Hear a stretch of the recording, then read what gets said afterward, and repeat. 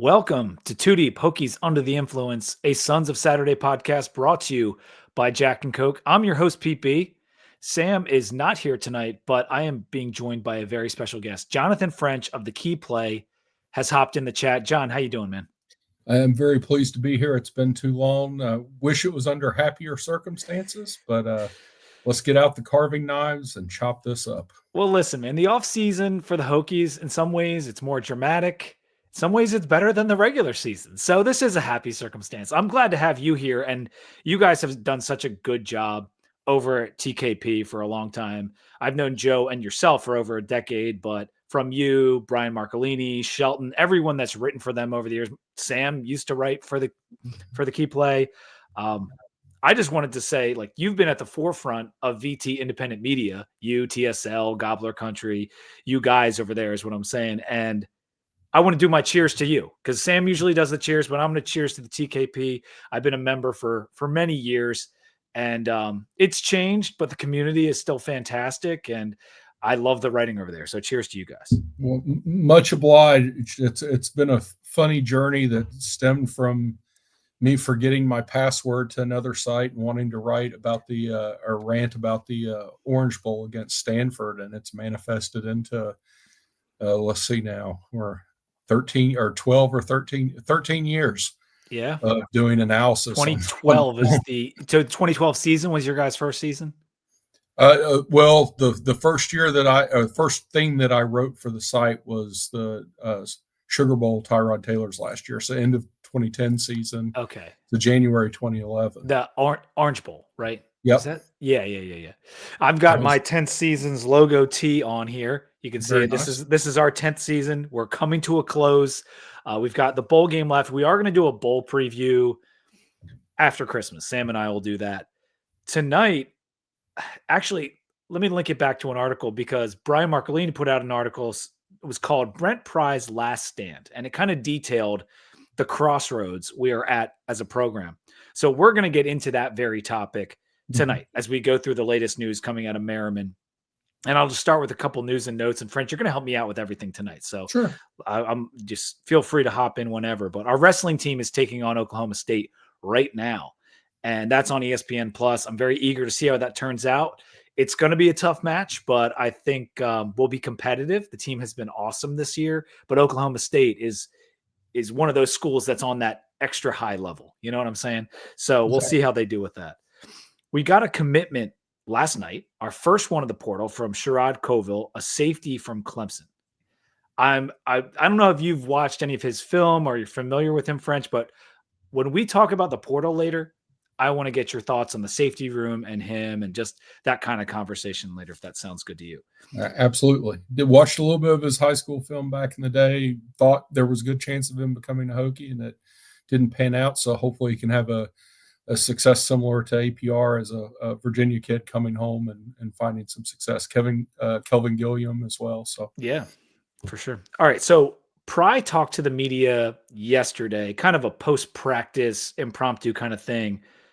And he talked about Kyron and the injuries that he's been dealing with. I think he had a stress fracture from earlier in the year. And then he said in the Clemson game, which he convinced Pry to let him play for Georgia Tech. Mm-hmm. Then in the Clemson game, he gets an MCL and a turf toe, as Pry put it. And he basically had to like yank him out of the game. And we put Schlee in. Does it change your perception of how he performed this year, hearing that? Not especially, because if you were attentive to how he played last year and the sort of subtle changes in both the play calling and what he was doing in the pocket, you could tell there was probably something wrong. It was irresponsible to say, hey, he's hurt, because we don't know that definitively. Mm-hmm. But he was clearly in a position where he couldn't protect himself as much. One of the reasons, and we'll get into it when we talk about the offensive line a little more, but one of the reasons that the offense was less effective was as a run threat from the pocket, that slows down pass rush. The defenders have to be more responsible, more gap sound. It adds an extra dimension to the running game because you have the threat coming out the backside on outside zone or up the middle on inverted veer oriented stuff. It strains the defense. And you could tell that whether or not there was a public pronouncement of Drones being injured, that he clearly was not looking to keep, or play calling was not designed for him to even have that option, which, I assumed was protectionist. I don't think he was, from everything we've heard about the level of competitor he is and how much he wants to be in, I don't think that the intent was that he was going to go out there and, not give his best effort if that meant, carrying the ball 30 times a game to win. They did that some points last year, and this year that wasn't happening, even when it was pretty clear that the more traditional run game with the running backs wasn't being particularly effective. So that doesn't necessarily mean I don't think it should be an open quarterback competition, because Pop Watson played really well, right, and adds a little bit of quickness, and even Kyron healthy. What little we've seen from Pop is a level of accuracy in the passing game, and a certain degree of decisiveness to get the ball into the hands of playmakers. That's important. That we have not really. I mean, you and I talked this time last year about the one thing that's missing is being able to hit some of those deep shots, and there were so many near misses with Kyron. And it changes the way you have to be defended. If you're able to take the top off of defense, it's one of the most basic things in football. It changes everything. And we saw an amazing ability for Pop to make quick decisions, pocket presence, and just go. And that it just was a more, I said to Sam, like, he's a natural. Like, he just looks like a natural quarterback. Not that Kyron doesn't have tremendous skills, but maybe just not the same ones that Pop has. So it is going to be fascinating to see how that competition plays out. Maybe we'll talk a little bit more about that later. Sure. Let's get to the bowl roster. I don't know if you saw that, the image of the team, but I think we have something like 50 scholarship guys available, maybe a little bit more. And on the two deep that David Cunningham put out, Tommy Ricard was at center. And listen, Pry had nice things to say about the kid, one of the strongest kids, whatever, but he's a freshman. And I'm guessing that means Caden Moore is not going to play in the bowl. And we haven't gotten a definitive word on Caden. There are some definitive words on the guys that are in the portal that have signed elsewhere, or guys that, like, APR is not going to play in the bowl. We know that. But there are some, like, I would like to have Caden out there, but if he's talking this much about Ricard, it's not looking too good. And that's what I worry about for the Minnesota game. Not that this is a preview, just when I'm looking at that two deep, it's up front, because there's no Chaplin, there's no Braylon, there's no Caden. So, yeah, the offensive line position, just in general, I'm worried about there being enough bodies to finish the game, which, you and I can talk about how ideas to how to reform college football in general to make, to bring some kind of value to having that game. But so let's call it what it is. And you and I both grew up in a time where, I remember the program, we're going to a bowl. Like, the disappointing season salvage because they made it to a bowl game. Going to a bowl game was important, and it's, not anymore. And the playoff, the expanded playoff, which is a good thing, and I'm 100% in favor. It gives people a much more vested interest to watch over the holidays, watch college football. But it's rendered some of these other bowls as essentially scrimmages. We as fans need to look at these games like we look at the spring game. It's about player evaluation, opportunity to develop. If Tommy Ricard is going to be the center next year, we know Caden Moore isn't. And that comes with some growing pains. And you also know my feelings about Caden Moore. Watching him as a player, for me, has been incredibly frustrating because the skill set's there, but the attentiveness to fundamentals weren't. And if Ricard takes his lumps and learns from it, maintains his confidence and develops, it's a good thing. The biggest hole in terms of performance is I thought Braylon Moore was the best offensive lineman on the team. So his departure is probably the most problematic and most difficult to replace, especially considering that you look at the other transfer. Lance Williams is gone, who I thought played pretty well in the spring game. So I was surprised he had been relegated so far down on the depth chart. And that's a hard position to replace because it's generally not a spot where you get the highest caliber of offensive line athletes. You're not going to get kids who necessarily project to the NFL. NFL converts a lot of college guards into the center position. So, the NFL development case that you make to transfers isn't really as strong for centers. Yeah, And it's it's a hard interesting position to that you recruit. say that because think about the last couple centers we've had. They aren't necessarily like Eric Gallo. He came in and got the job right away. But when we Mhm. recruited him, it wasn't like he was this star-studded recruit. Like he was a good player, but it's funny how like a center just like sometimes they're the nastiest guy on the team. But judging by what we've seen and just guys like Jason Kelsey, like they're not the biggest, strongest guy ever. They're just like it's a mentality thing. It's more than just the certain skill set. It's like being the second quarterback. And I have the utmost. My college coach tried to convert me to the center because I was a smaller guy for offensive line. I never got just the fundamental piece of getting the snap while being able to take a smooth first step in the appropriate location. Forget about all the mental lift that's there. You're calling protections, you're setting blocking schemes, you're calling out adjustments. You're the quarterback of the offensive line at that position. And that mental piece is so difficult, on top of the fact that physically you have to go through the act of snapping the ball and then beating generally a quicker, better athlete who's in an A gap on either side of you, beating them to the angle. So it's an incredibly difficult position to play. Ricard has his high school film indicates he moves well. He's a little bit smaller, but that can be a good thing from a leverage perspective. Hopefully he can take a big step forward. And we saw that Braylon Moore, when he moved to center, I thought he had the best season of any of the offensive linemen this year. Yeah, and I was going to say this for Porta, but since we're talking about it now,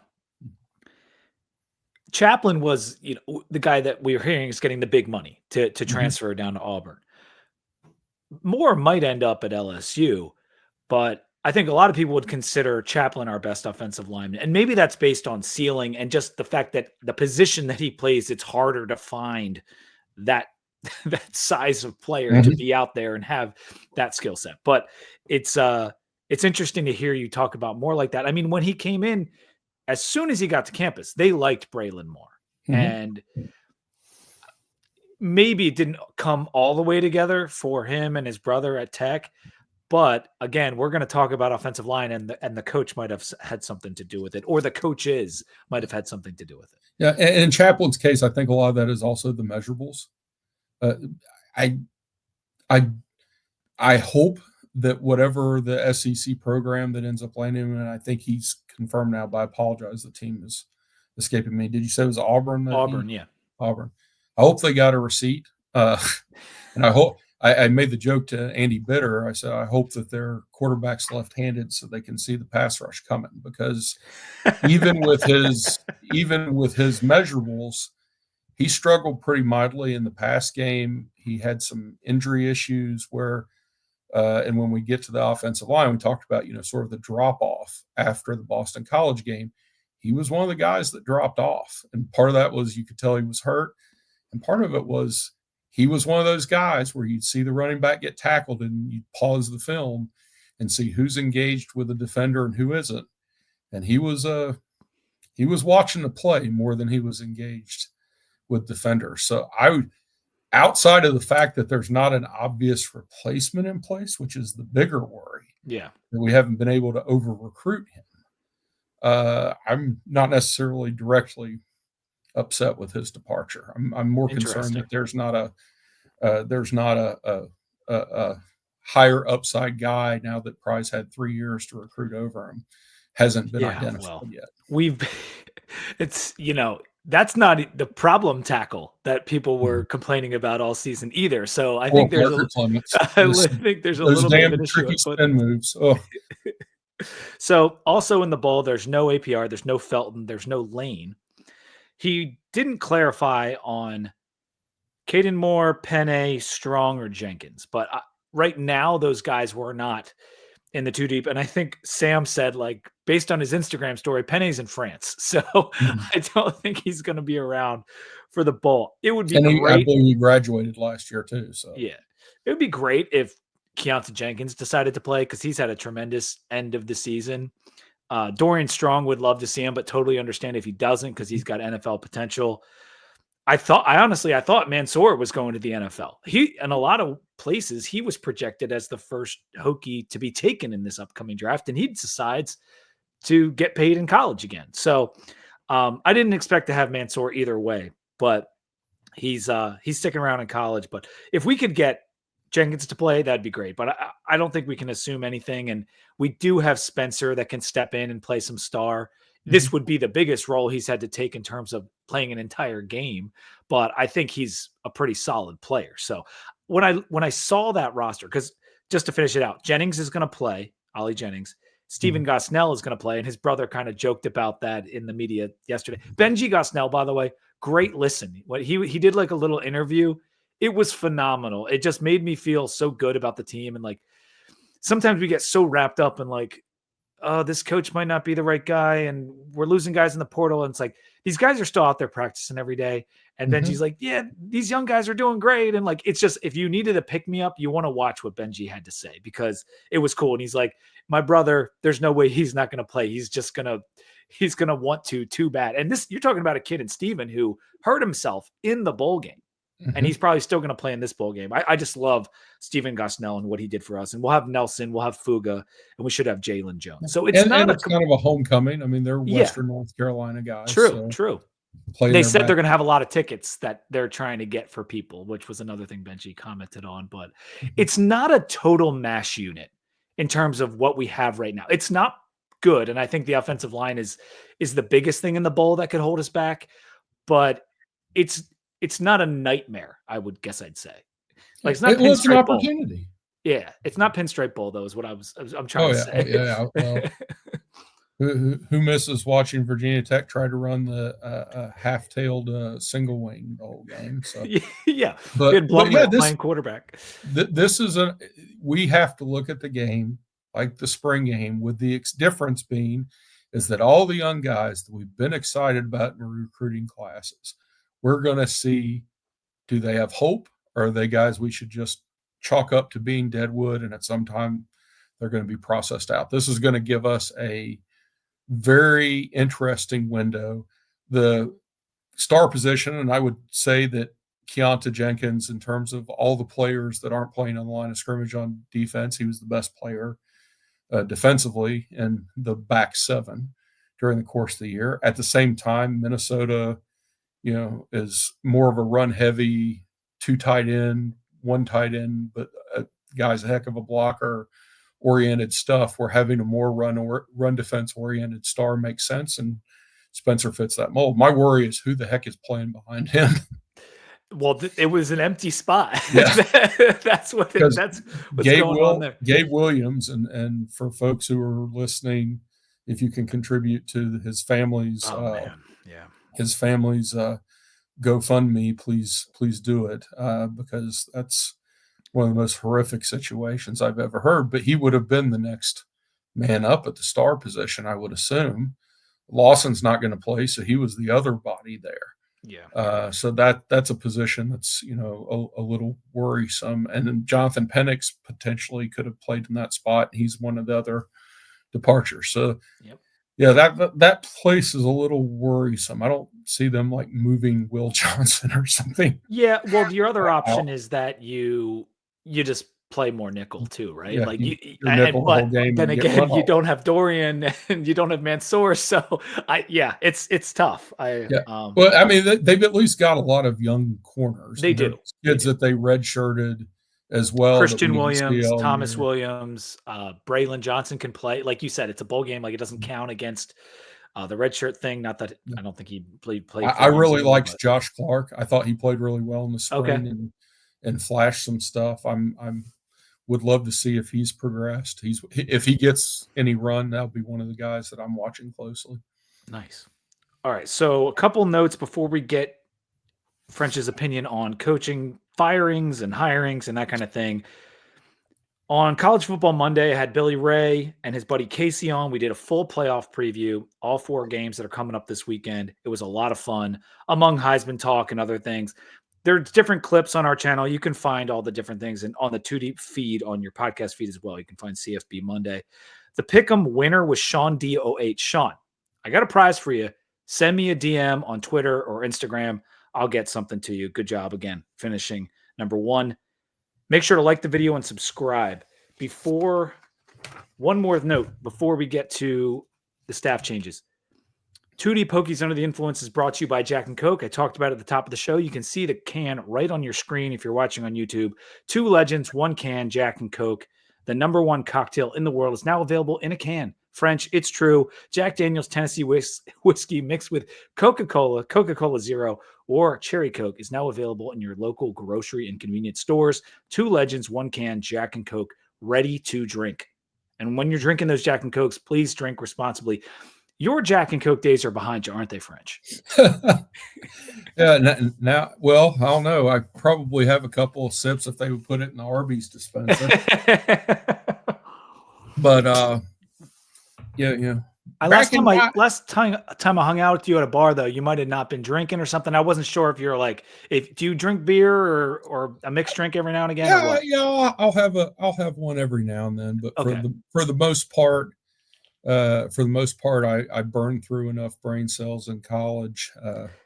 Maybe offline I can tell you some stories about the apartment complex there above the old Gumby's Pizza at the intersection of Price's Fork in Maine, and some prominent names that may have just gotten coaching jobs that were Virginia Tech players at that time. Well, it's funny because your handle is French 60 Wasp on X. That's because of where you played, but what's your relation to Tech in terms of being in Blacksburg? Yeah. So, when I was a college student, I went to Emory and Henry, and then Emory and Henry College. They've moved up to university status, moved up to Division II now, and they were the Wasps, and I was number 60. So, hence the terrible name. Virginia Tech really was a fandom issue. I grew up in an area right on Tennessee-Virginia border, but all the coverage was Tennessee fans. I did not see a televised Virginia Tech game. I started watching football religiously in 1986 when I was 8 years old. I did not see a Virginia Tech football team game televised until the season where UVA was number 1. They lost to Georgia Tech late in the season. Sean Moore was the quarterback. Yeah. Thanksgiving week, they played Virginia Tech, and the game was on ESPN. And that was the first time I saw Virginia Tech play. Will Fuhrer was the quarterback, and they blew the doors off UVA. And that was the 3rd loss in a row for previously number 1 UVA. And then they lost in the bowl game as well. I believe it was to Tennessee. So, it took me a little bit of while, but it was around 1993, the first bowl that Tech got to in a good period of time, where that brand that we're so familiar with and what I fell in love with, the strong defense, playing in the backfield, lots of sacks, great special teams play, stronger, bigger, faster, commitment to strength and conditioning in a way where even if teams beat the Hokies, they came out worse for wear in playing those games. I fell in love with their nose, brand. Yeah. And, I remember back when, they played Auburn in the 2004 Sugar Bowl, and all the comments after the game were, Auburn's an undefeated team, and that was the most physical game that they had played in all year. That was the Virginia Tech brand I loved, and the fact that it happened to be in my backyard within 80 or 90 miles, and I'm Virginia born. I resented the crap out of Tennessee getting so much coverage. Well, that's funny because where you grew up, there had to be plenty of people that you grew up with that were Vols fans, and because they were, had much richer history than Virginia Tech. Yeah. All the television coverage, coaches shows, Johnny Major's coaches show, and then Phil Fulmer, newspaper coverage. It was, even though we were in Virginia, all the media market was focused. Is this Abington? On football. Yes, sir. Abington, Virginia. Gotcha. So, Tech sort of came up out of nowhere while I was trying to find the non-Tennessee team to root for. A lot of my family members on my mom's side of the family are from Pennsylvania, like you. So there was a history with us supporting Penn State. But having not been there, I just never had that close connection. So Virginia Tech playing that kind of football, and we can talk about when we talk about the Pry regime, part of the problem is, even though he comes from that pedigree, he hasn't been able to put that stamp that what made Virginia Tech great and what works within trying to get kids to come to Blacksburg is strength and conditioning, great defense, great special teams play. The offense will come with it, but if you can't, if you lead the league in skinny legs, which a high school coach who sent a couple of players to Tech in the last 6 or 7 years told me, he said they lead the league in skinny legs. That's true under Fuente, and it's true now. And so one of the coaching changes is strength and conditioning. So it's not hopefully they recognize the problem. Can they fix it? Yep. Is the next question. Yeah, and let's get into that because we fired 3 staff members. If you've been living in a hole, if you're listening to this podcast, you know this, but just to be clear, DC Chris Marve, offensive line coach Ron Crook, and strength and conditioning coach Dwight Galt have all been fired. And my first question to you, French, is were those the right firings, and are you satisfied with that amount of change? So I'll answer the last question first. I would have liked to have seen them move on from Pearson Prelo, with all the respect in the world for what he did at Virginia Tech as a player. The safety position has been a real weak point, regardless of who the personnel was the last couple of years. And until I see it under a different coach, I can't just say, the players were bad. They looked lost. The one exception, Jalen Jones, has improved. He's still lower tier as far as AC starters as safeties. Well, to his credit, he improved. But let me give a counter just to see how you respond to this. We've had 2 true freshman safeties that and maybe this is an indictment. I don't know. They've had to play out of necessity because of various reasons. And they've done pretty well. I would say that Mose Phillips was pretty solid for a true freshman last year. And then this year, it was Reddish, right? He had to step in when Stroman went down and at times. Maybe that speaks to that's not development because they already came in playing at that level. You just think the way the defense and the way those, I can think back to the Rutgers game from 2 seasons ago when the safety play was rough and they ran all over us. Is it because of, I've always felt with this defense, and I'm kind of rambling at this moment, but with this defense under Chris Marve, I have felt that it plays as 3 separate units rather than a cohesive one. And so does Marve share in the blame for Prelu, or do you think? Absolutely. Okay.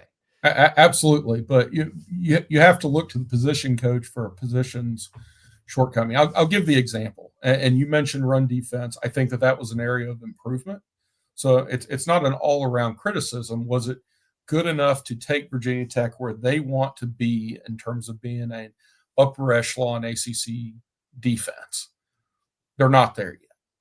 Where I had some significant concerns with the safety play was in the structure of how they were executing zone coverages. And part of that, Marv is blitzing all the time, and we'll talk about that when we get specifically on his performance.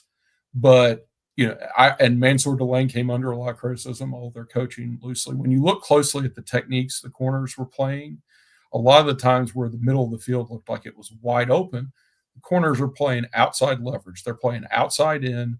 They're looking at the quarterback, which also means that anything that's an inside breaking route, they're expecting the center field safety to be there to provide them inside leverage support.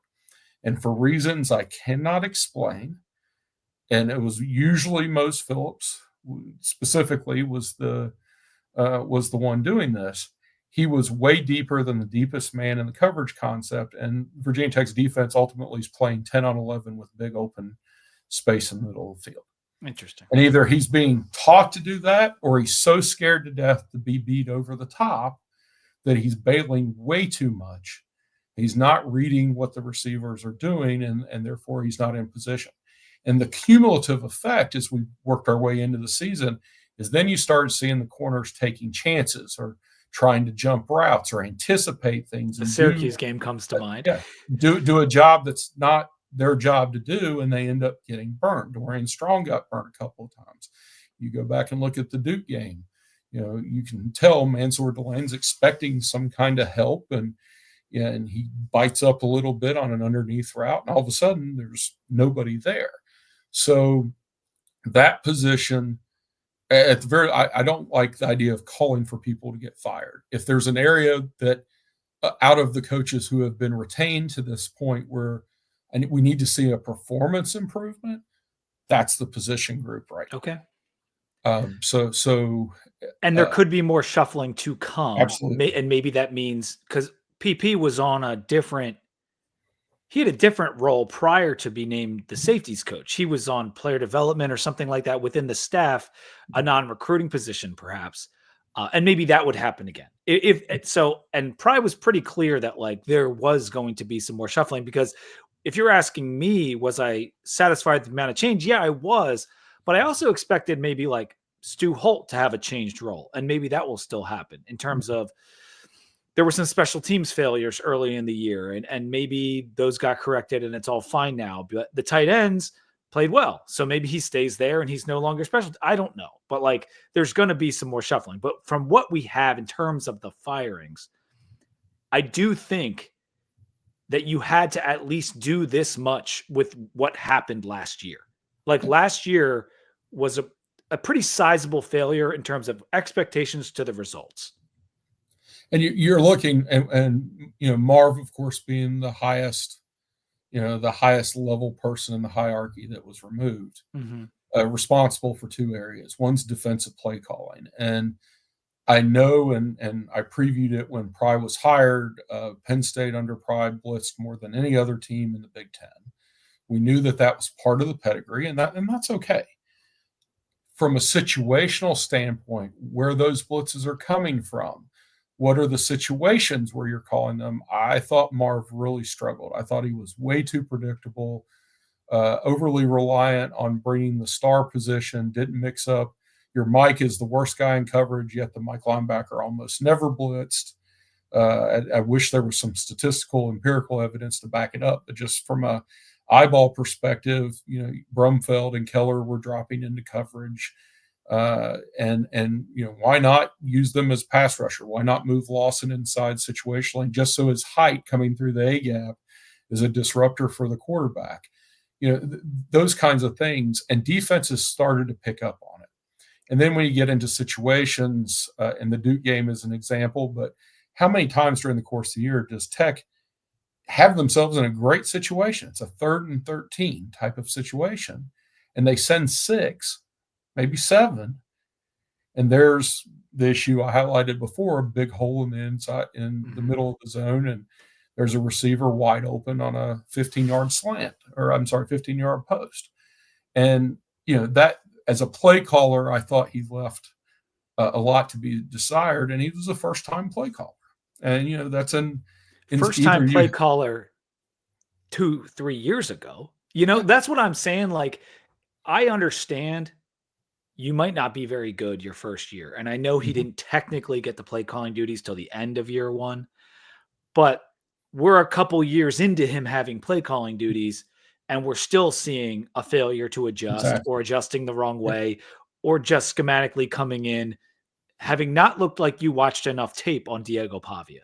And so I do think that Marve had to go.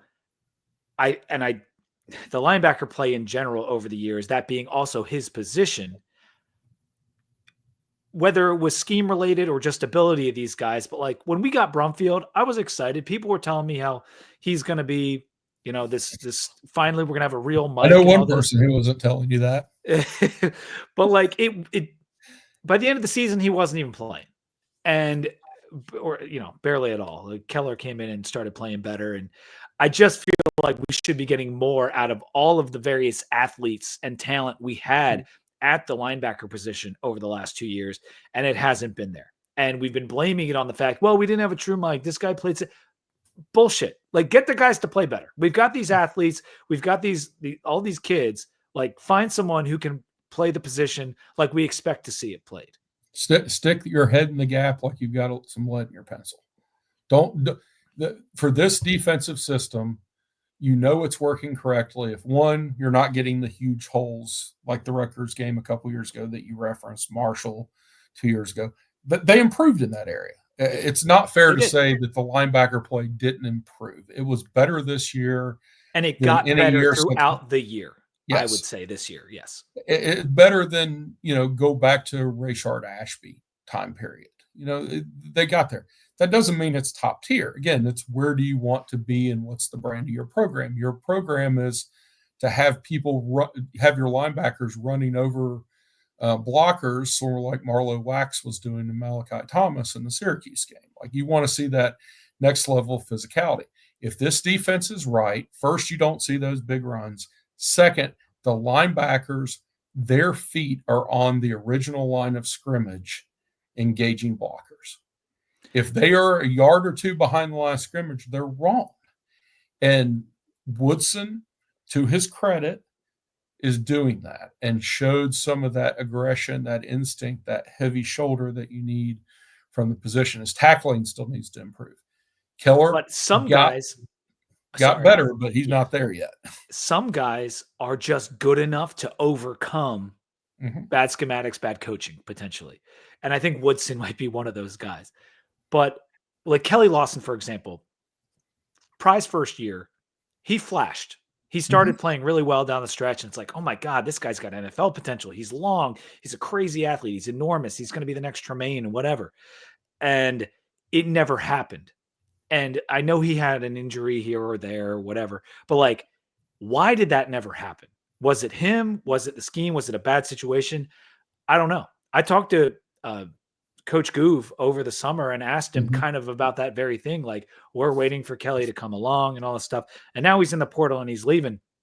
But I don't know whether, I don't want to blame anyone, so to speak, but like, why didn't he capitalize on that NFL potential we saw so early? Yeah. And, the injuries might be part of it. I think going back to the commitment to strength and conditioning, he never really got bigger. So it sort of makes you wonder. Again, it's not fair for me to say this, but you're asking for speculation from an outsider's perspective. Was he truly committed to the strength and conditioning program to get stronger? He definitely had a little bit of tippy toe in his game.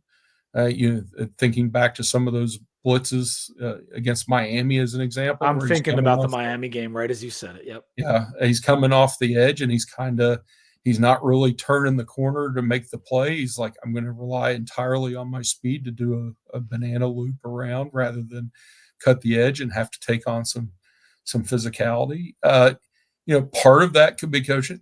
And another piece, in order to try to make up for the lack of athleticism was there when they returned, Keller, free safety in high school. Lawson, free safety in high school. Yeah. Alan Tisdale, safety in high school. Chris Coleman Woodson has been all over this, and it does act as a decent excuse. I get it, but at some point, they've been out of high school a long time. Oh, yeah. And it's time to start playing like a linebacker. Well, you have to have someone who's going to take snaps away from you because they do it right. And I think that athleticism and talent probably isn't there, with the second and third groups. Again, you've now had 3 years to turn over the roster. And Lawson was a holdover from the Fuente era. Keller, holdover from the Fuente era. Brumfield. Fair enough. Yeah. So it's also an indictment of not being able to get the personnel in. You've got Woodson, you've got Brett Clatterball coming in, Gabe Williams. It would have been nice to have given them a chance to see what Marve could have done with them. But again, you're at 3 years. You've invested as much as you possibly could from an NIL perspective. We don't know how long that money is going to be there to continue that level of investment. Not when the ROI is like this. Yeah. Well, and the fan base is booing you out of booing you and ripping you to pieces online. It's, somebody's got to be held accountable. And in terms of performance, your defensive coordinator and your linebackers coach, which happened to be the same person, didn't deliver. That was area of the weakness. Playing behind the best defensive line group that has been there since the Ricky Walker, Tim Settle, Woody Barron. It was a great group. It was a great group. And that's what when I was saying that thing about them playing disconnected, that's what I mean. It's like, if these guys are so good up front, how come the defense on the whole is just kind of average, and I know some of their stats look pretty good. Like some of their stats, they're top 40, this and that. But when you go to the second half breakdown of stats and you go to the end of game stuff, and Pry talked about it, it all adds up to like, you got to make a change. We're 3 years in. And if you can't stop Rutgers on the same play throughout an entire afternoon in your third year, that's enough. As of that day, I had probably seen enough. And then the Syracuse game happened, and I had really seen enough. And so let me ask you this, French, as kind of a more forward-looking thing. If it was up to you, what kind of tech defensive system would we be running? Is there a certain scheme that you see that works best in today's college football? Well, I don't think the scheme's the problem. The execution and teaching the scheme was the issue. Okay. The defensive scheme works for the type of talent that Virginia Tech can bring in. I know the terminology's changed and some of the reliance on specific types of coverage are different. This is Bud Foster's defense. Make no mistake. Okay. It's the exact same system. The star is the whip and all that kind of stuff. Yes. Yeah. Yes. Star is whip, Will is backer. Mm-hmm. But the defensive ends are setting the edge. They're the same, trying to create an alley and get a free hitter who's unblocked in space, and that free hitter has to make the tackle. And if what you're doing to create that alley confuses the scheme, that's where you get the tackles for lost and the guys looking like they're unblocked, just flying through the hole. This is the Bud Foster defense, and it made sense primarily because Bud was terrific at getting guys who may not be the all-around great, type of 6'5", 250 pounds, runs a 4.3, does everything the 5 stars, well, yeah. But they have a special skill that can be put into a position to succeed, whether it's Alonzo Tweedy running or Daddy Nicholas, who is tiny. He had that bend. Has the burst and the bend, or Derek Hopkins, who, if you think he was 6 foot tall, I'll sell you a bridge in Phoenix, Arizona. It's he found ways to put those guys into positions where they could really excel. Yeah, that's a great point. I guess what I was wondering is like, it's not like we need to be running a 3-4 or we need to be running like this or that. It's because you can make any system successful. I guess it's just we need someone with. I guess, is it really just as simple as play calling and teaching as opposed to like the schematics were all wrong? Well, play calling, teaching, and getting the kids who are willing to do something that maybe is not instinctual for them. But one of the reasons where Bud struggled to get sort of high level recruit is what you're asking linebackers to do in this system, to gap fit rather than I'm best athlete on the team, chase the ball. That's not an instinctive thing for guys, especially guys who dominated going through high school and probably didn't have to take coaching. The challenge, and the challenge is this coaching tree that teaches this system is pretty small. So when you talk about replacements for Marve, I kept thinking to myself when the announcement was made, Pry's taking back over as the defensive play caller. That was my immediate reaction, because how many people have the level of expertise and the understanding to take on that responsibility? And then I came back to my senses and said, the head coach, the model that, for example, that I had in college, where Lou Wacker was one of the great defensive minds. He had the article right after Bud in the TFCA or whatever it was, coaches Bible. But he had nothing to do with the offense other than deciding, are we going for it on fourth down or not? Zero. I'm shocked that he even knew my name. Of course, I cut blocked one of his linebackers in practice when I was on scout team and got a dog cussing with that list. God damn it, Fred, quit cutting my linebackers. But I don't know that model is going to work in big time college football. So when you start to look at candidates, you start looking for people who run that system, who are adept at self-scouting. There are rumors that Bud may come back in some kind of an analyst role, and I'm guessing that would be his responsibility, was like, here are the guys who aren't coming up and fitting into the gap. Or we made this call and he's tippy-toeing up in instead of coming like a bat out of hell to set the edge. He's going to be that voice, I'm assuming, but the defensive play caller has to have familiarity with that system and then be able to apply every day in practice what those lessons are. And it just seemed, and I know Marve was kind of like, friends with Pry, and they coached together at different points. But as a linebacker coach, he taught that system very briefly, but Pry was really coaching the linebackers at Vanderbilt. And Pry went to Penn State and was a linebacker coach. Marve was never really in that role specifically in that system. Florida State didn't run that system when he was the coach there. So he was really coming in with a huge learning curve. But you believe that whoever we bring in is going to be basically running this same Pry system? I think so. I may end up being wrong, and if I am wrong, then there's going to be a lot more. There are going to have to be a lot more changes in terms of. That's interesting. JC Price didn't run the exact same system at Marshall, but he's familiar with it because of his experience as a player. And so that doesn't. When you're saying like people who could run it, I'm just spitballing and saying names irresponsibly, but like a Torian Gray, for example, would know that system. But like a Poindexter would not.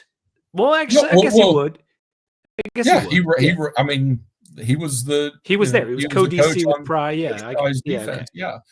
Hey, I was surprised he wasn't one of the considerations. I just assumed that it was Pry agreeing not to scavenge, because he didn't scavenge recruits away from Penn State. I figured that. He doesn't like to step on James Franklin's toes. Was going to go there. James Franklin had his opportunity to make him the DC and chose Tom Allen. Him over twice. Yes. So if I'm Pry, it's like, well, he had his chance. And if I'm Poindexter and he gets offered the job, hey, maybe I'm never going to be the guy here at Penn State because I've been passed over twice. Maybe I should go down and be the DC for Pry. This is all, we don't know who it's going to be. I have no indication. Been very tight-lipped in terms of who any of these coaches are going to be.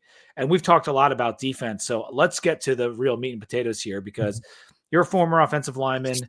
You talk about the offensive line a lot in your articles, and I need to get, you believe that Crook should have been let go based on these past 2 years. Yes. His group, with the exception of the Boston College game. Well, let's go back to last year, because the narrative of last year, all of a sudden the offense started to click, Tootin started going, offensive line was playing better. The last piece, complete BS. Tyler Bowen, to his credit, and Tootin and drones and all the just absolute superior displays of athleticism overcame incredibly shoddy offensive line play. They smoke and mirrored their way through it. Part of that goes to the point with drones. You strain the defense at multiple points. He could run. He could hand off to Tootin. He could act like he's going to run and then dump it out in the flat to Gosnell or to Lane on some kind of an RPO package. It put strain on the defense. They were more limited in their ability to do that. The blocking never got better. It just didn't. I was always under the impression as the average Joe, and I do read your stuff, so I knew you had some of these opinions, but I felt like the only thing the offensive line could do is run block, and they got better at it at the end of last year. And it was the same thing this year, that like they can't pass pro, so let's at least run, because I think they're better at that. Yeah. Well, and they were. So then you look at the trajectory of this season. Struggled pretty mightily against Vanderbilt, slowly got a little bit better, but not super productive. And then out of nowhere, and I wrote it in my article, we finally turned a corner. They absolutely mauled Boston College. And I said, hallelujah. I complimented Caden Moore, who, plant his feet, Caden Moore, instead of, moving through contact, planting his feet at contact, everything wrong. That game, he was playing like a all ACC caliber guard. The entire offensive line just completely whipped Boston College up front, and it felt like an epiphany. The catch was Boston College did not stunt, did not move, did not use a lot of different, they blitzed some, but it wasn't particularly deceptive, and the offensive line looked comfortable. from that point forward, they ran into a buzzsaw of teams that they weren't doing anything super complex. Like Georgia Tech had sack after sack doing twist stunts where the defensive end goes inside, tries to pull the tackle with them, and the defensive tackle loops outside. The offensive tackle picks the guard and can't get out there, and he's unabated to the quarterback.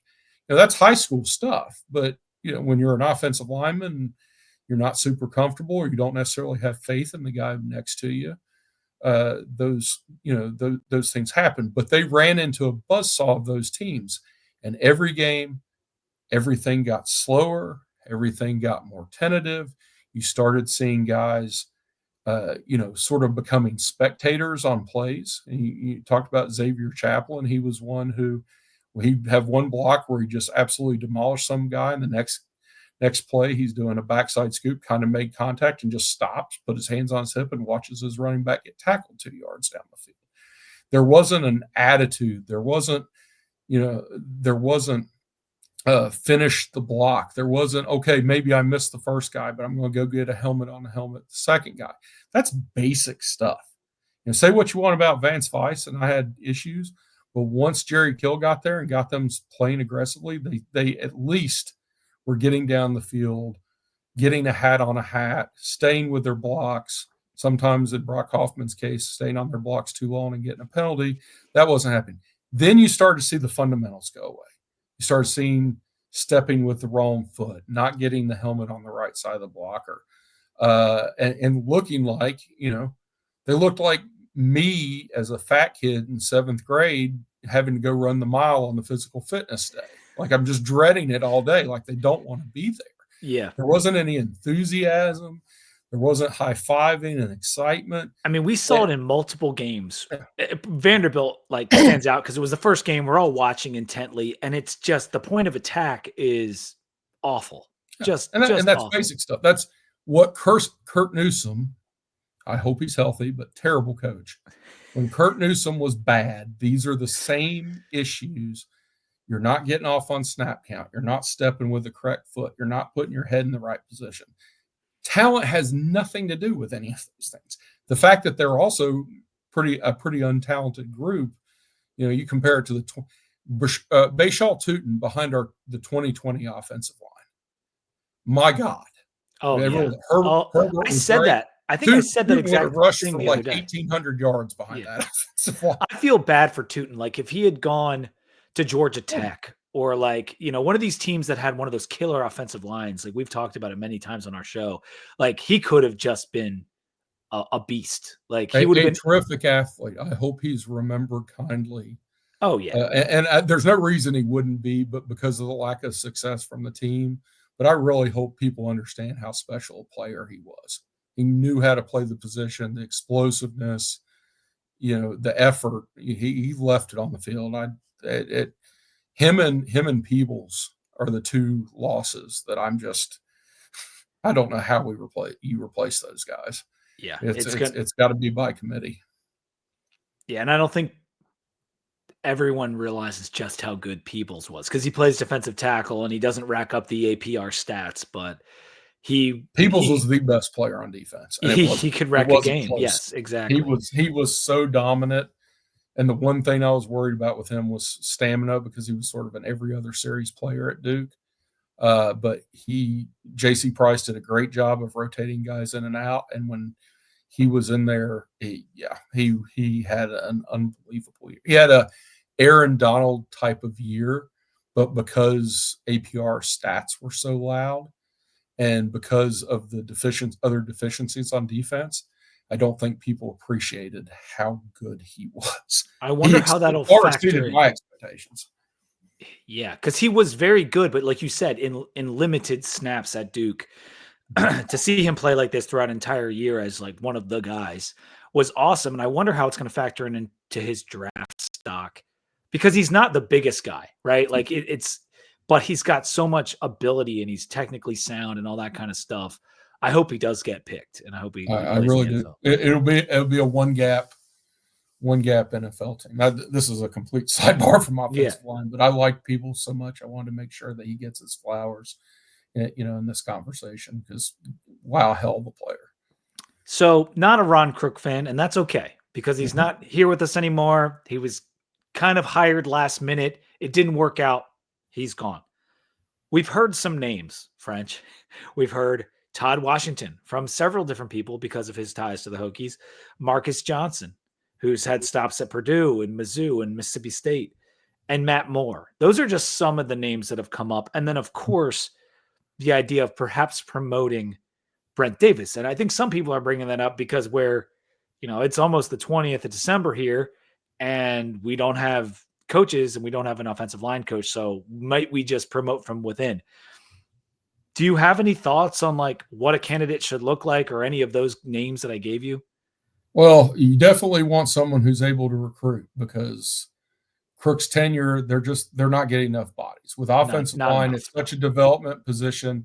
You have to throw a lot of mud against the wall and see who sticks from a strength and conditioning standpoint, from a mental toughness standpoint to advance themselves to that position. Not everybody's going to be a Wyatt Teller.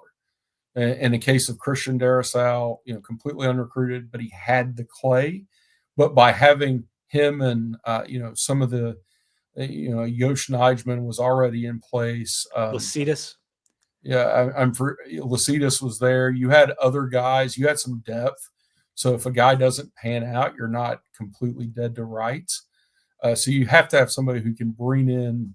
I don't understand the logic in not bringing in 5. We brought 2 guys in this past year, right? Yeah. And they're not high upside.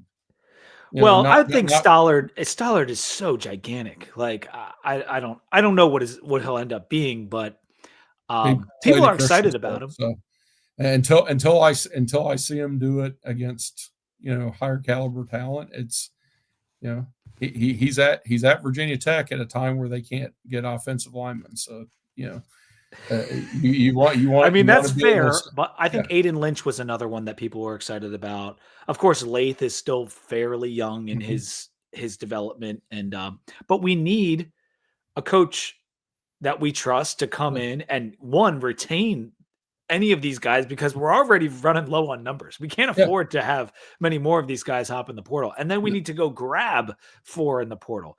To be competitive, you need to have 10 of the guys that have the talent level that you named rather than 3 of them. Mm-hmm. That's the problem is there's 3 of them.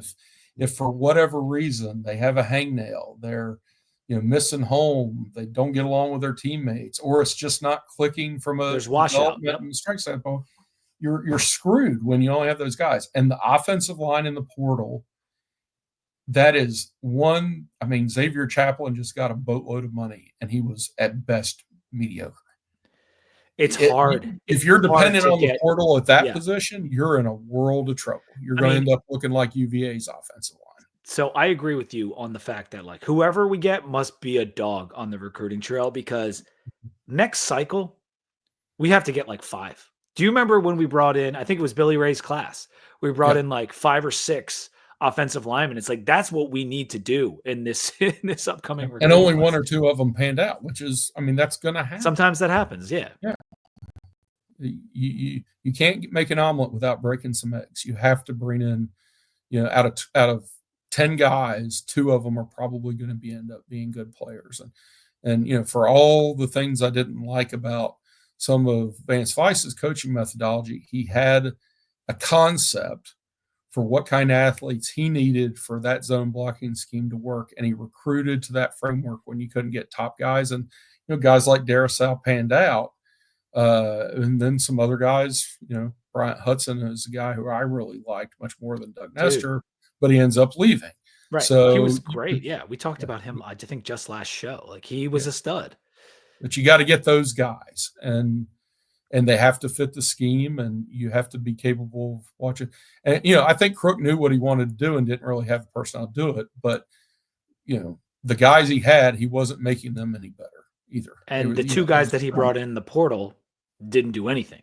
At least not yet. Maybe Cunningham will do something next year. Yeah. And I liked Cunningham. I thought he played really well against LSU when he was at Georgia State.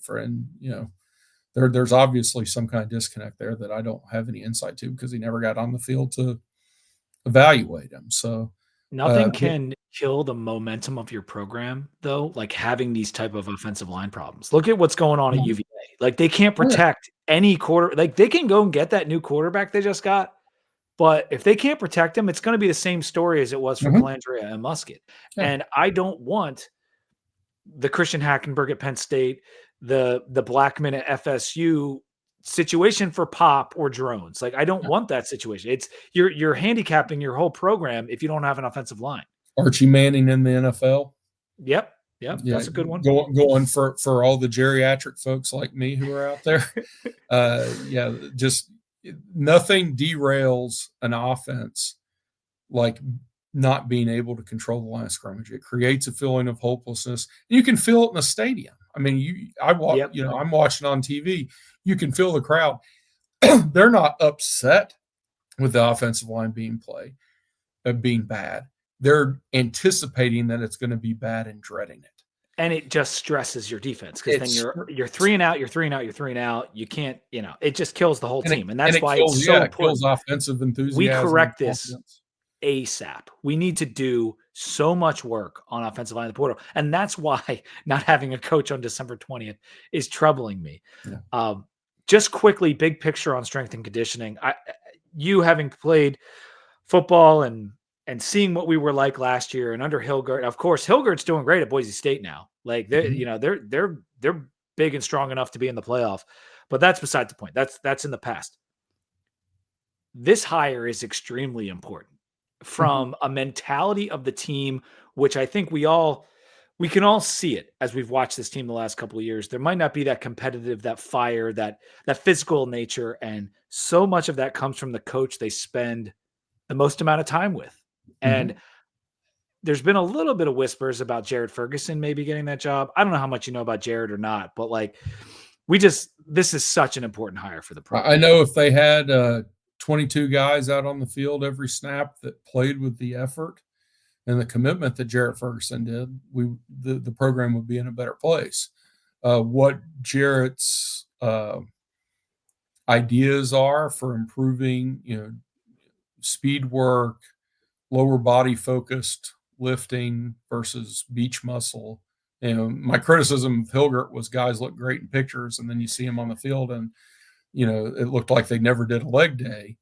I don't know what his philosophy is. I don't know how he would fit. But if they worked like him in the weight room, because he was a peer, when he was in school was the same time I was in school. So you'd hear things just from, there were a lot of players from Southwest Virginia who were in the program at Tech at the time. He was one of those guys who was a legendary warrior in the weight room and a absolutely as physical force in terms of being a blocker and giving up his body to help the team win.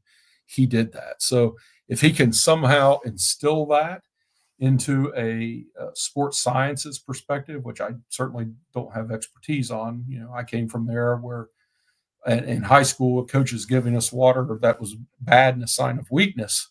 And offensive linemen had to run, 300-yard dash in full pads at the end of practice and run 5 of them all in under 60 seconds, or you had to do bear crawls after the practice as if you're ever going to run. Like, I didn't come up in an environment where I have a real good understanding of what that secret sauce is. Yeah, but especially it's a now, secret sauce that Tech has lacked pretty much since the mid 2010s. Those kind of end up being the most physical team on the field consistently week in, week out. Getting rid of Galt, and I'm not trying to rag on him, the person, or anything else. He might do great in the future, like Hilgert did, but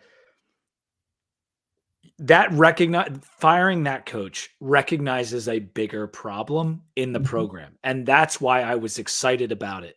And I said that to Sam, is that, okay, they really see that something needs to change, because this isn't just one position coach. This is a huge part of the program. And so again, you've got to, Pry has to nail all these hires. And getting back to Brian's article, that's kind of what he was saying, is that like, you're on borrowed time right now. I don't know how many guaranteed years Pry has left. It might be 1. And getting the right coaches in and having them be successful in year 1 is critical, because if it's not successful, the AD is going to be under fire and he's going to be under fire. Yep. And I think Brian nailed it. And we don't know how much time that Brent Pry was Whit Babcock's choice, given the sort of downward trajectory in the revenue sports under his watch. We don't know how much time he has. I'm certainly not privy to all the behind the scenes stuff and the inner working relationships there at Merriman with the leadership at the university. I don't. I try to stay away from all that as I can. Ignore the noise. But it's pretty safe to assume that if there's a new athletic director, they're going to want their own people there. So having success is is paramount for Whit Babcock to keep his job. So Pry is kind of on that wagon, and he has the extra difficult task because this really was the year. This was where the donors made the commitment to NIL, and given the sort of lack of activity other than Coville and the portal and the inability to retain people, you also have to assume that maybe that the money isn't as robust after folks saw the lack of success this past year. Yep. And so that makes the challenge perhaps more difficult, or you've really got to get a lot out of a whole bunch of inexperienced guys next year that have some upside. But again, because you want to see that trajectory going up. And we thought like year 1, year 2, okay, the trajectory is going up. And this year was supposed to be 8 or 9 wins. And now at best we tie last year. If we lose the bowl, we're under last year. So that there could be some truth to that too, French. Like, what is the commitment like? I mean, everything we hear from Whit or Kelly Woolwine, who just went on the TSL podcast, that like things are good. Like we're in good position with money and all this kind of stuff. We're ready for the new $20 million budgets and all that kind of stuff. But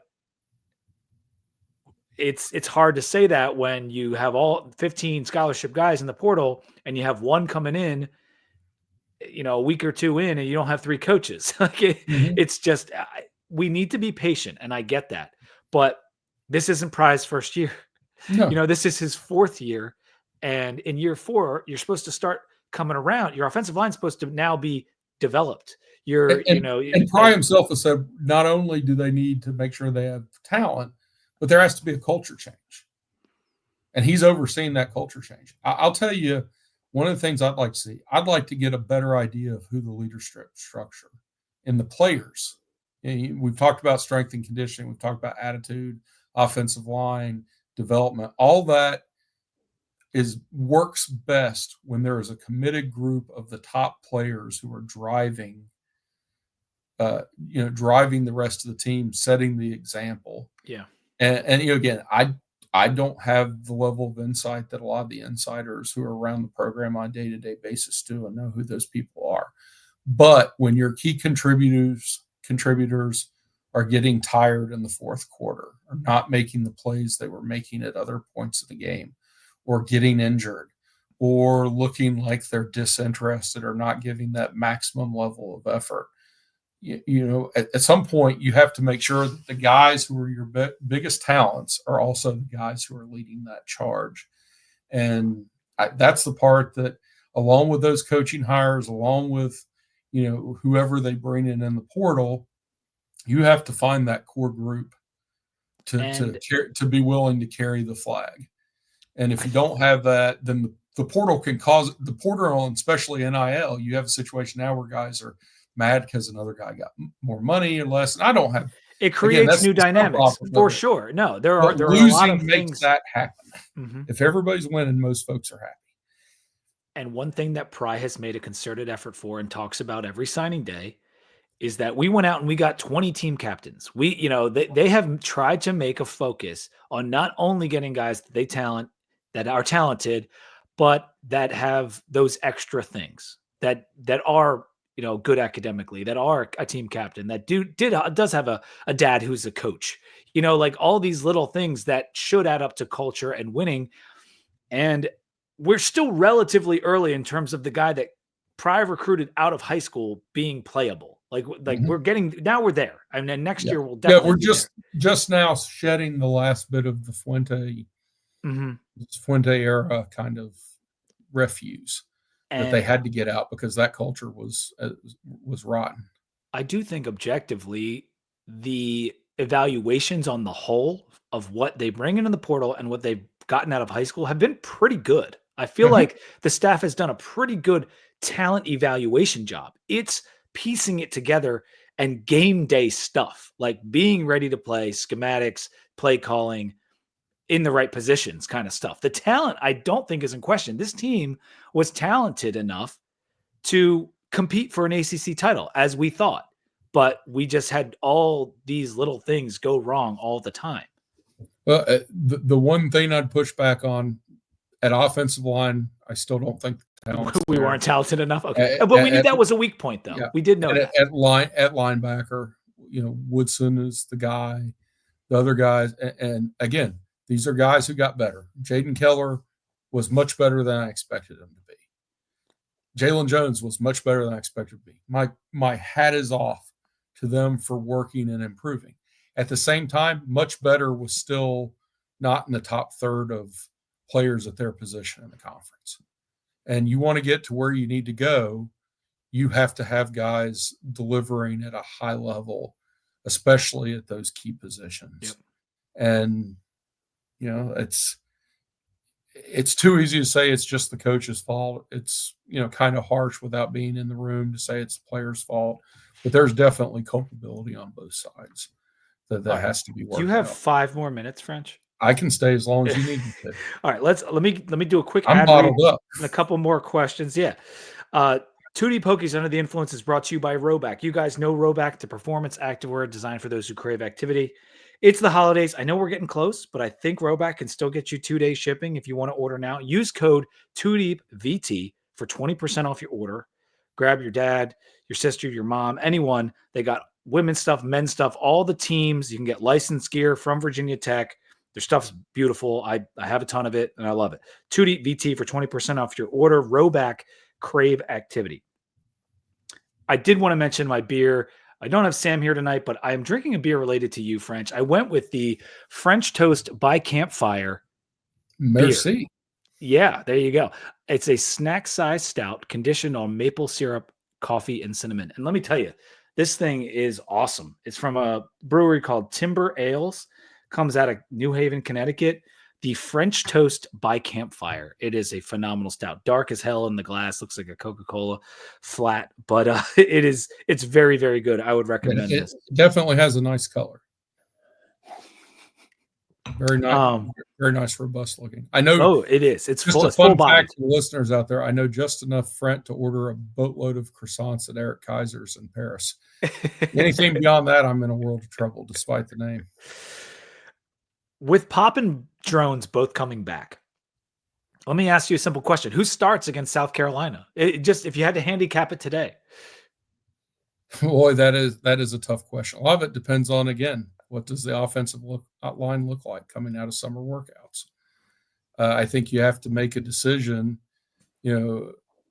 Drones, are you going to have to rely on him as a runner to supplement the run game with Tootin's departure?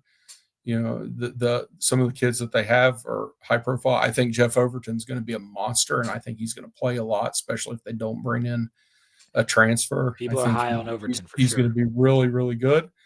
But at the same time, you've got a weak offensive line. Drones can take the pounding. He's made the commitment to come back. Perhaps that's the route. At the same time, Watson elusive. The issue is if Watson ends up starting, then Drones is checking out for the year. Like I fear that as well. Yeah, you've kind of lost him as part of the equation. So my assumption is if Drones returns, he's probably going to be earmarked. And then, again, behind this offensive line group, there's a good chance that Watson's going to be called upon to establish himself as the starter as more guys continue to come in. And, it may clear itself up after spring, like they might go through spring. The starter becomes clear. The other guy bounces, that's kind of how this stuff works. So we'll just have to see, but I think I'd agree with you that if I had to pick today, I'm probably picking Drones because he's the older guy and he was the starter last year and they were watching Pop in practice too. And he'll be back and fully healthy. Why wouldn't he be the starter? Yeah. So, and my credit to Watson, he played really, really well. But I don't want us And I don't want the coaching staff to fall into the trap we fell into last year. Yes, Tech had a great end of the season in 2023. But against the one serviceable defense they played, NC State shut them down. Yep. Pop played really, really well against a defense that was and a program that was in a bit of disarray. UVA sucked last year. They sucked. Well, this past year. This past season, they came in that game. They were definitely not dialed in. And the one warning sign I will give with Watson, and he made all kinds of the right plays. Credit to Tyler Bowen setting up, because almost without exception, the guys he was hitting on passes were his first read. He wasn't checking down. He wasn't moving to other stuff. And Bowen's credit, he schemed it up where those guys were open. So he was making good decisions, but he wasn't having to go through a process. So that's always kind of the red flag with me, is like, I want to see, a kid get to the third read. He gets to the third read, makes an accurate throw under pressure. Then you go, "Ooh, we've got something here." Very true. But in college, do you need a kid to get to his third read? You can run, like, Heupel has made a living off of not doing that. He also decided to start Milton, which, I mean, even the Patriots got suckered in on. It's the arm strength, man. Joe Milton must be the greatest practice player in history. It's the cannon attached to his body. That's what it is. Total sidebar, but Watson played really well. I think he deserves an opportunity. He's homegrown, so I think it would be good for the program to have a kid who was recruited in and be successful. But I'm a firm believer. You don't go into any position competition. Every position should be up for grabs all year, and the guy who performs the best day in, day out in practice and then goes out and proves it on the field plays. And doesn't matter whose feelings get hurt. If you do that consistently, you will build respect and trust in the locker room. Yeah. If you do that. And it's when you play the guys who maybe haven't earned it, but because they're older or because they have a bigger NIL deal and a bigger investment, when that crap starts to happen, that's when you lose the locker room as a coach and staff. From our conversation tonight, I've taken away a couple things. The biggest thing being, you're kind of a Tyler Bowen fan. Like, I have been critical. A lot of people have been critical of Tyler Bowen. And when the changes were being made, I was of the opinion, can both of the coordinators. Like, it's been 3 years. Neither side of the ball is lighting it up. We're 58th in scoring with every single player back on offense. Is that the best we can do? I realize there's injuries at play, but, like, is 50th in scoring the best we can do with every player back? And you have shed a little bit of light on that maybe this offensive line is so much worse than we actually know. Well, it is, because the offensive line being bad caused Bowen to change his offensive philosophy. And you mentioned, we didn't really get into it, Brent Davis being hired as offensive line coach. I think people sort of have a short memory. A lot of these schematic changes on offense that created some success last season, 2023, started happening when Davis was brought aboard as, in the advisory role. Right. And so, I could be inadvertently saying that I'm a big fan of Brent Davis as an offensive coordinator rather than as an offensive line coach, but he's had a degree of influence there. So I'll do a quick pros and cons on Bowen. Bowen's failings are, primarily as a play caller, not being real in tune with the rhythm of the game, not establishing the run game, especially when your entire passing offense is predicated on play action. You have to find a way to get it going. Problem is they got behind in games, and you had to get away from it a little bit. And, he's not an experienced enough guy to know, hey, we have to bear down and be committed to this, and the game will eventually turn itself around. We'll get some momentum back, but we have to establish the run in order to facilitate all these RPOs and everything drones did well. That's his weakness. However, he went out there with a hot garbage offensive line and with a really good running back and a certain degree of creativity. they had stretches where offensively they looked really good, sometimes against some pretty decent defensive teams. So I give him credit. I think there's room to grow there. Would And I Pry like thinks him the to? world of him. Pry loves Tyler Bowen. Yeah, and he's a good recruiter. Is he the person who should be coaching the quarterbacks? That's up for debate. There have been some, quarterback coaches that have come into Blacksburg over the last decade and a half who maybe did more damage than they did good. So it's not always just, we need an experienced quarterback coach. And you hear that like Christ is heavily involved with the quarterbacks and maybe the de facto quarterback coach, and that's just Bowen's title because he's a recruiter, whatever else. But he has exhibited some good things. Is there room for improvement? Of course, you're a 6-6 football team. You want to get better, but to throw out a guy who's a good recruiter, who's young, and who showed his ability to get more. And we say everybody looks at all the skill position talent that comes back. If you can't get the ball out into their hands, skill positions don't do you any good. So the offensive line being as bad as it was is a huge factor in trying to assess the performance. So, and I also he's a guy who I think was good enough that you can roll the dice with him again. And yes, Pride might only have one more year, so Bowen's certainly not going to. There's a vested interest in him getting better as well. They need people to self-scout. There needs to be an experienced person behind the scenes saying, Tyler, we went through your play calling. Here are some patterns that emerged that you need to be self-aware of when you're calling the game because the defense is taking advantage of it. Well, that's the area for improvement there. You can't have 0 carries from a healthy running back against Clemson. Exactly. You can't do that. Like that. So I just felt throughout the year, he didn't want to commit to the run. He was running the ball against his will. I know there were plenty of carries and Tootin broke the rushing record and all this stuff throughout the beginning of the season. And this is every season under Tyler Bowen, we start doing the wrong thing. And then we have to correct it as the season goes on. And I'd like to start a season doing the right thing. Like that's what I would like. I'd like to start the right quarterback. He started Wells over Drones. And then he started Schlee over Pop when Pop might have been the better choice this year in some of those games. I know we brought in Schlee for a reason. I'm just saying when Pop got in there, he was pretty damn good.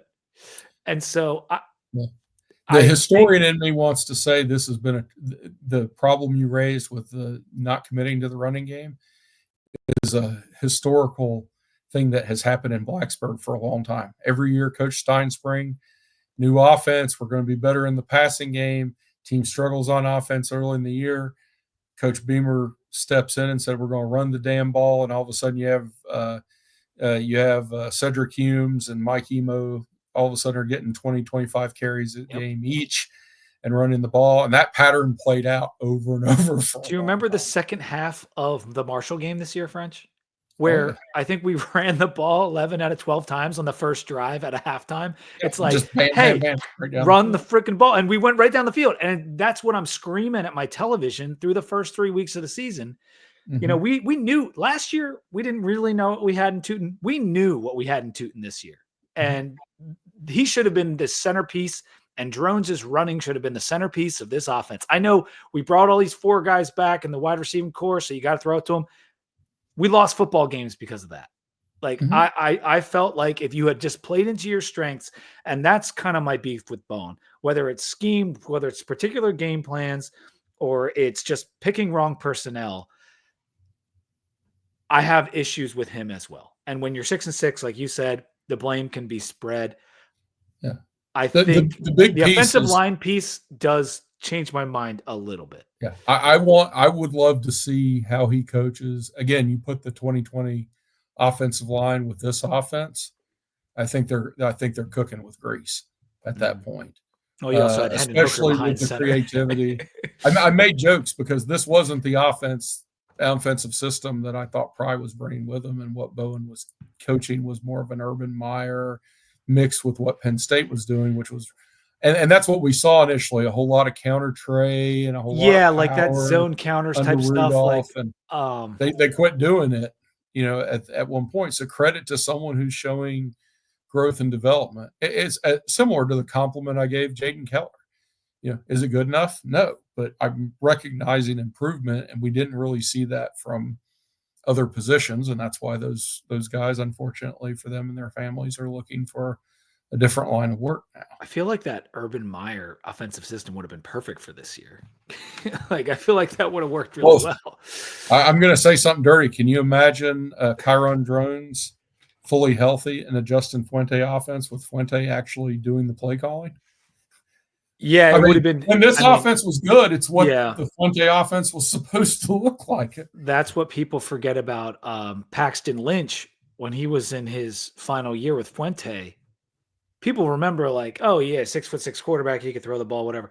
It was the running game that they did with the H. Was it the H back or did they call it something else? H back and the quarterback were such a key part of that offense. And you're right. Yeah, Lynch was their primary between the tackles runner. Yes, he was. And you're right. That would have done some damage this year. We're closing this thing out. I said we got 15 guys in the portal. We did pick up Koval. We needed a safety. From my understanding, French, he was playing really well in 23, had the ACL tear, and then had to recover this year, but still played in 11 games despite coming off an ACL. And he even started a game for the ACC championship defense in the Clemson Tigers.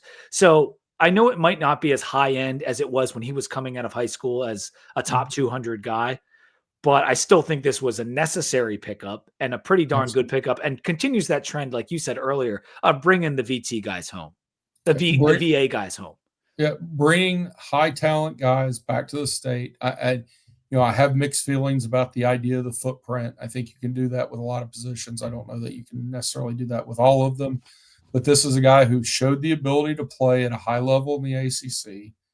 He has the athletic talent. I think the worry is durability with the injury and how much that affected his ability to get on the field this last year. And is that going to be a concern? Mm-hmm. Again, there's a certain degree of risk there. And part of me gets the feeling that the two safeties will be Koval and Reddish while they're getting Robinson,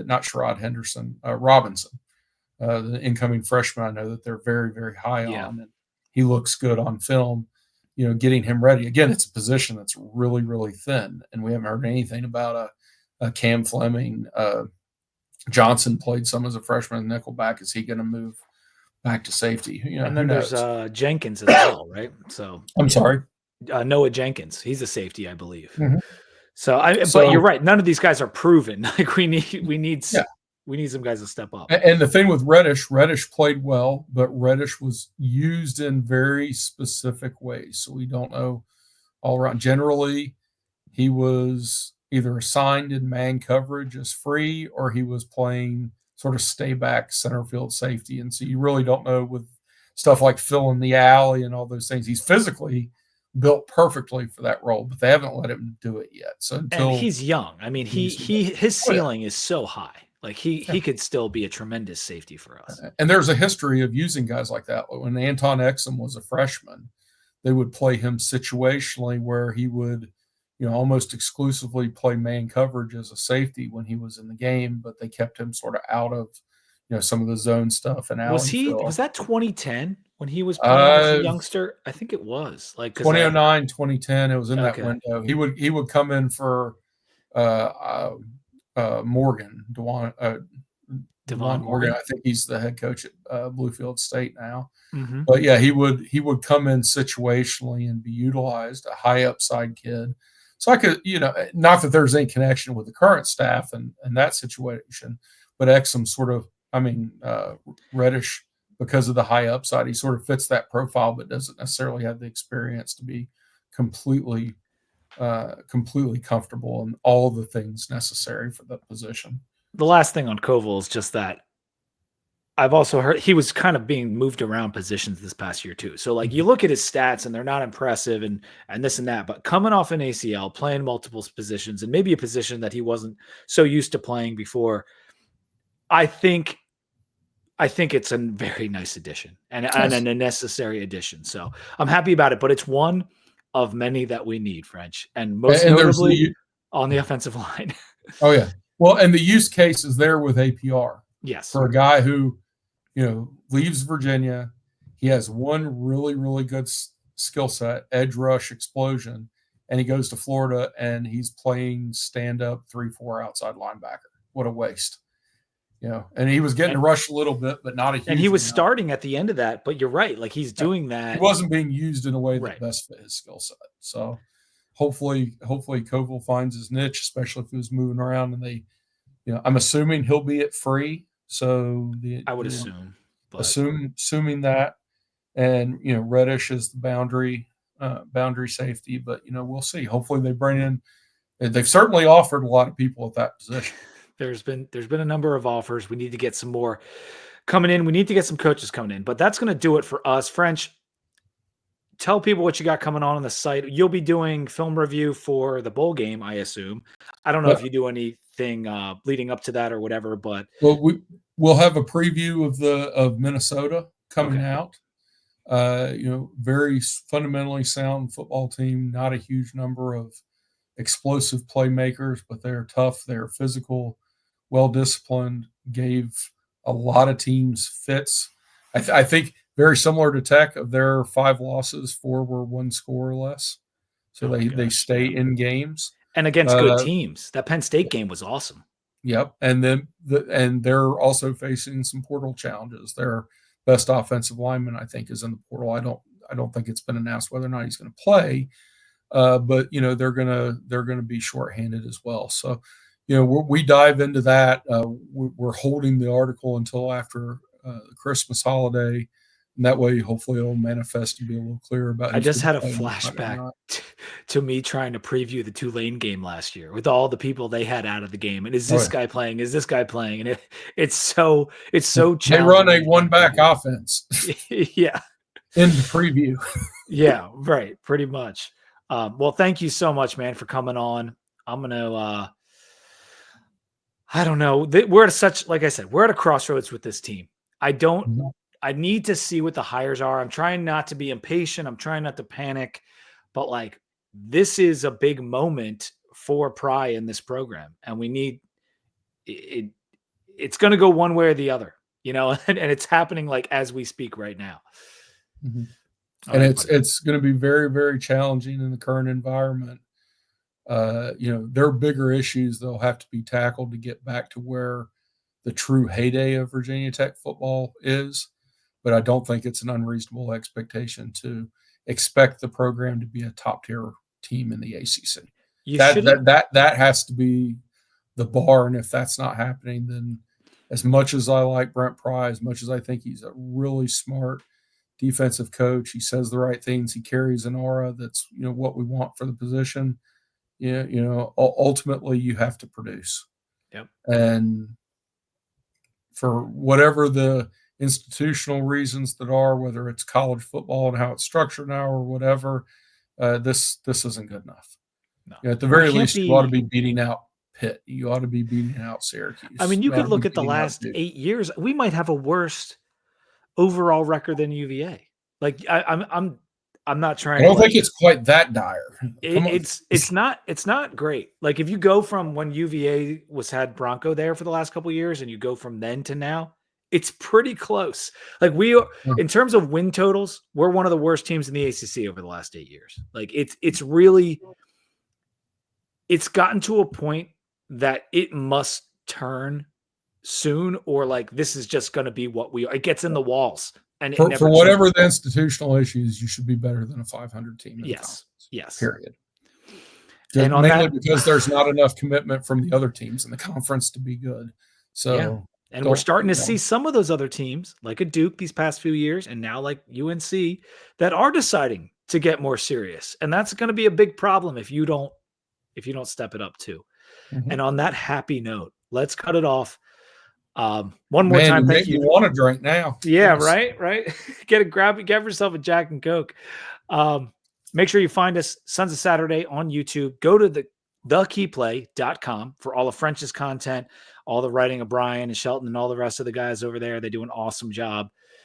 The Chew Deep feed on Spotify, Apple Podcasts, and the Sons of Saturday feed as well for Billy and Pat stuff. And until next time, go Hokies. Thank you. Happy